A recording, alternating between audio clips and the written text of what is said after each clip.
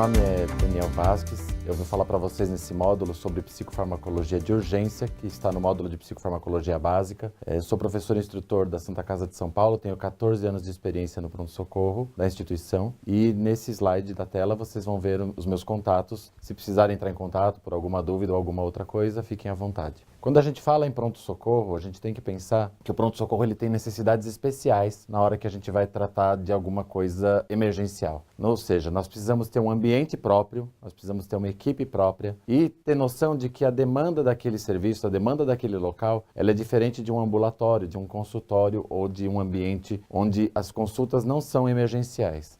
A gente precisa lidar nesses ambientes com crise. E a crise de um paciente, esse verbo, essa palavra crise, ela vem do grego, que significa separar, julgar, ou seja, é um momento que a pessoa está julgando ou tomando uma decisão importante na vida dela, ou ela está no momento de quebra mesmo, de algo que vinha acontecendo e que agora mudou. Então a gente precisa ter esse treinamento, esse ambiente próprio, que não é tema dessa aula, porque a gente vai focar na parte farmacológica. Mas todo o ambiente, a equipe, tudo precisa ser cuidadosamente preparado para você ter um ambiente de urgência adequado. Numa emergência, os quadros que a gente costuma ver com mais frequência são principalmente tentativas de suicídio ou pensamentos de suicídio, agitação e agressividade, quadros orgânicos que a gente chama de delirium. A gente consegue ver transtornos dissociativos, transtornos de pânico, transtornos bipolares, ou seja, o médico, o psiquiatra, num ambiente desse, ele precisa não só conhecer psiquiatria, mas ele precisa também ter muita noção de clínica médica e de outras complicações como intoxicações por drogas, intoxicações por álcool, por outras substâncias psicoativas que podem interferir diretamente no resultado desse paciente ao ser admitido numa unidade de emergência. O foco, quando a gente atua no pronto-socorro, principalmente, é diferenciar se existem quadros orgânicos. Por quê? Porque se houver um quadro orgânico num paciente potencialmente psiquiátrico, a gente não consegue trabalhar sem descartar a infecção, sem descartar uma pneumonia, sem descartar uma condição de dor abdominal ou alguma outra coisa neurológica que possa interferir e fazer com que aquilo pareça um quadro psiquiátrico sem ser. No pronto-socorro também, quando a gente vai falar agora especificamente de farmacologia, a gente tem necessidades especiais na medicação. Por quê? Porque o paciente estando em crise, a gente quer que ele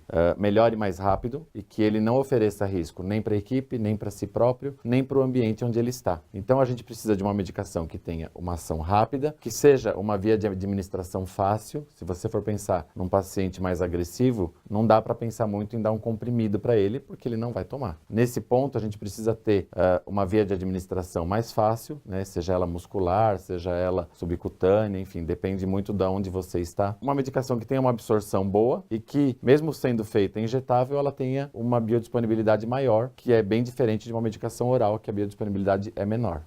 E para isso, a gente precisa ter uma capacitação importante, ter conhecimentos de farmacocinética, farmacodinâmica, que eu vou abordar muito brevemente nessa aula. Eu vou falar muito rápido de farmacocinética e farmacodinâmica para a gente poder, para entender o que um psiquiatra precisa ter para atuar com bastante eficácia e tentar minimizar qualquer transtorno que aquele paciente possa causar para si próprio ou para o ambiente onde ele está.